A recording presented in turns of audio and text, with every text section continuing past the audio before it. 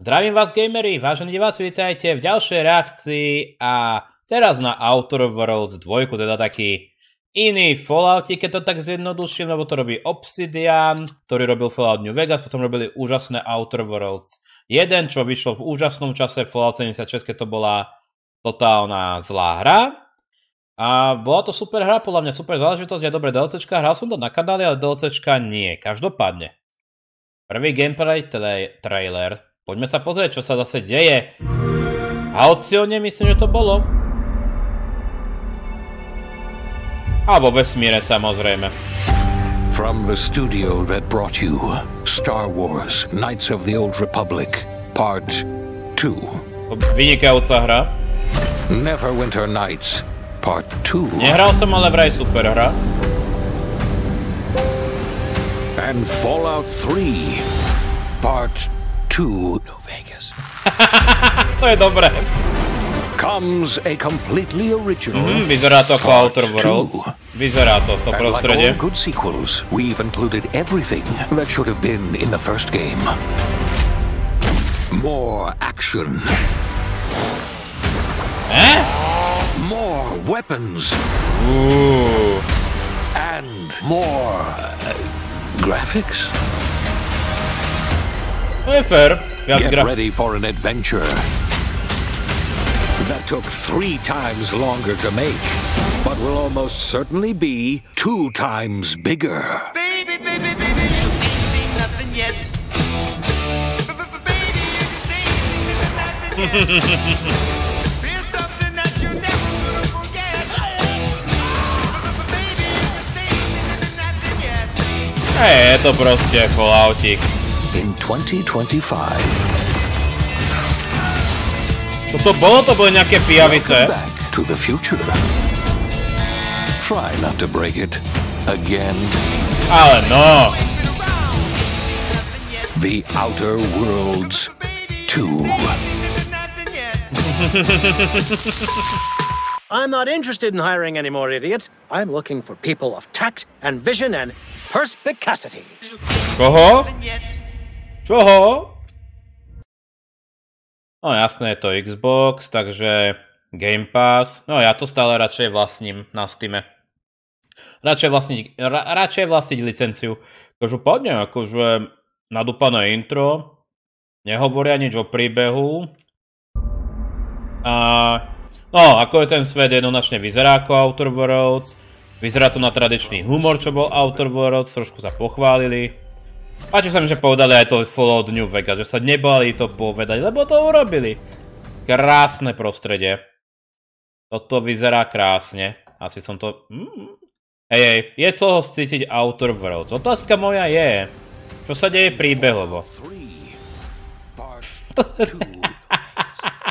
New Vegas. Dobre, ako vidíme krásne korporačné prostredie, čo to musí byť, ak pokračujú z jednotky. Môžem ničiť billboardy, paráda.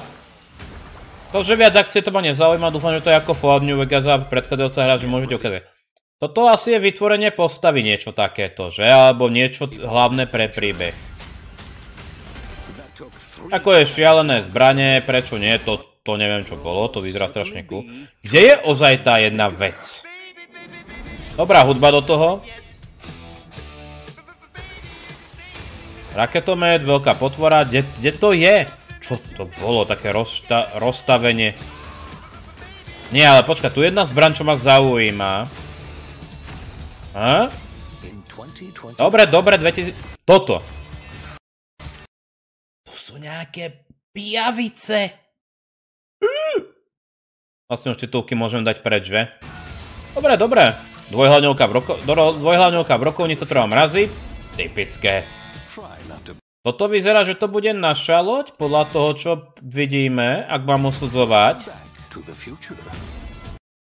To je loď. To je dobrá kraksňa, ak to je loď. Dobre. To by... Ak toto je moja loď, tak to beriem.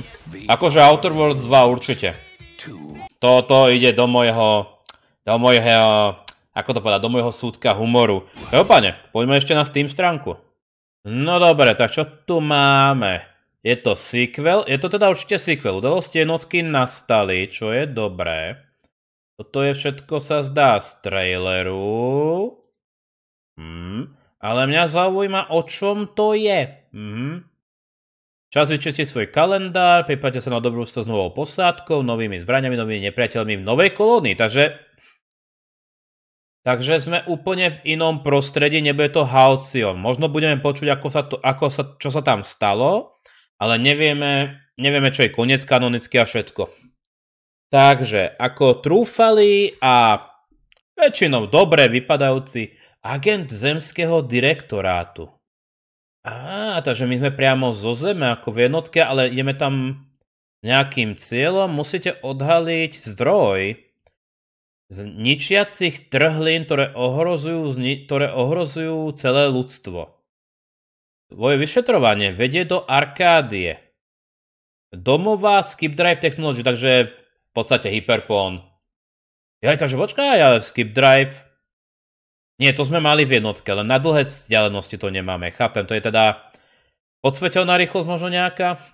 Osud kolónie a celého jej galaxie je na tvojich pleciach. Tvoje sily, tvoje slabiny, tvoja posádka a frakcie, ktorým budeš dôverovať.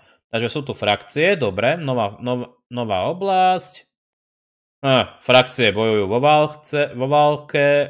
vojne, pardon.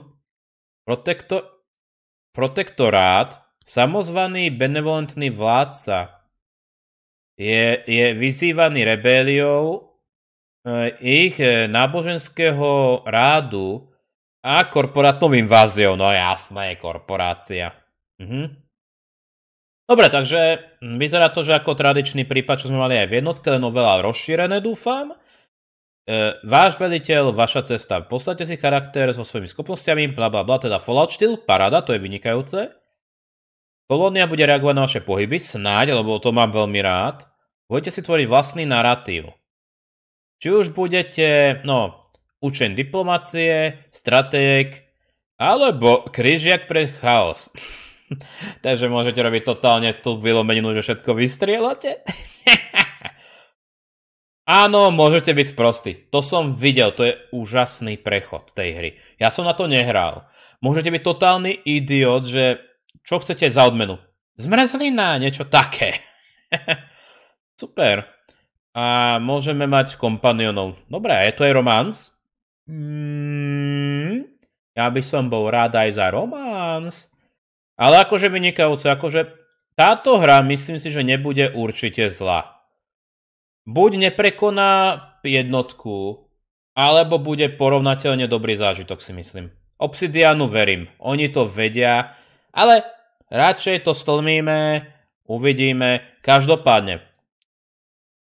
Úprimne ma to možno láka viac ako Zaklinač 4 alebo Mafia. Nie, to je ťažký výber. Mafia ma láka preto, toto ma láka pre toto. A Zaklinač 4 ani nevieme, kedy vyjde. Bolo tam, kedy vyjde? Nebolo. Dobre ľudia, ďakujem za sledovanie tejto reakcie, prajem deň, príjemné hranie, majte sa.